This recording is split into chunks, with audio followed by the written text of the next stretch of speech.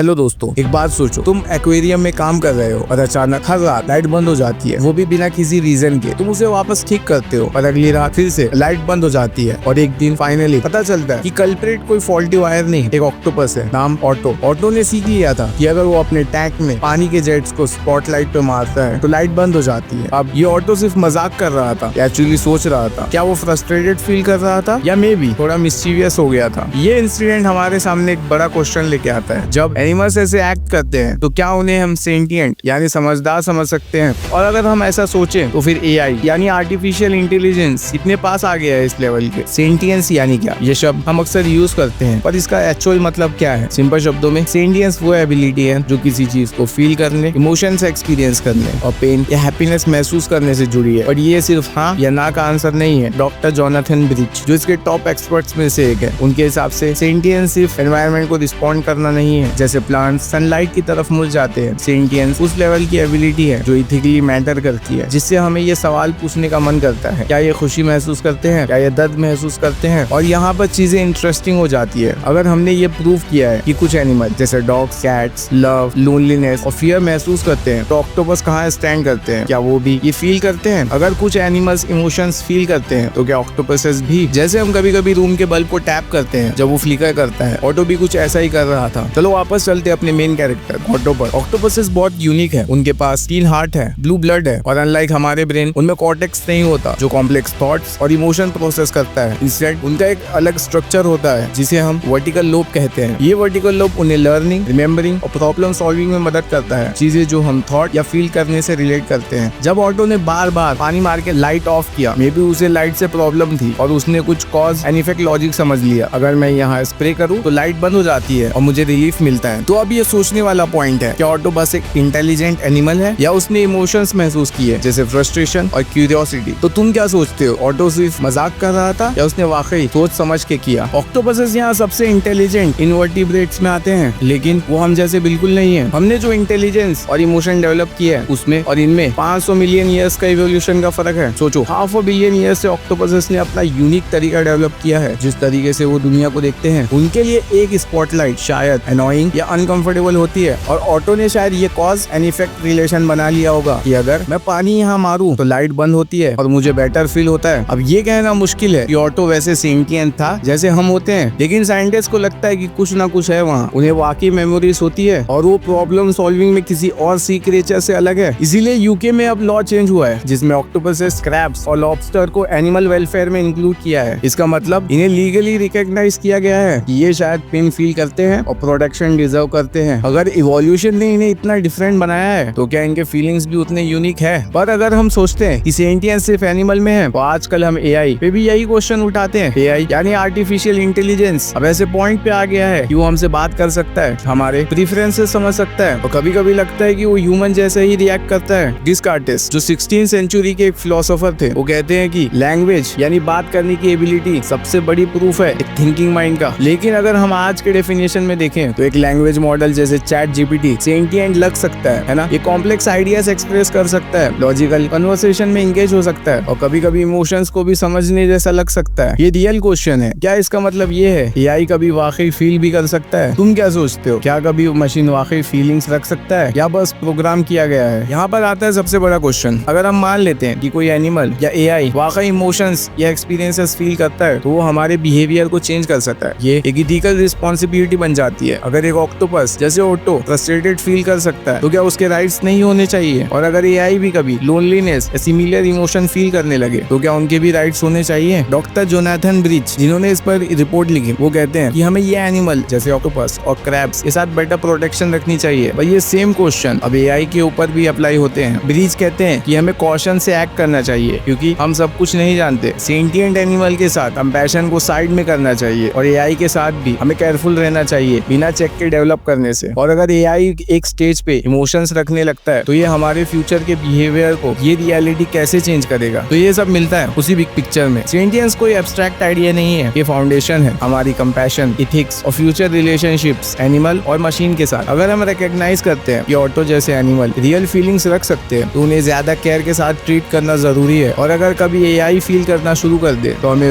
उस रियलिटी के लिए भी रेडी होना पड़ेगा।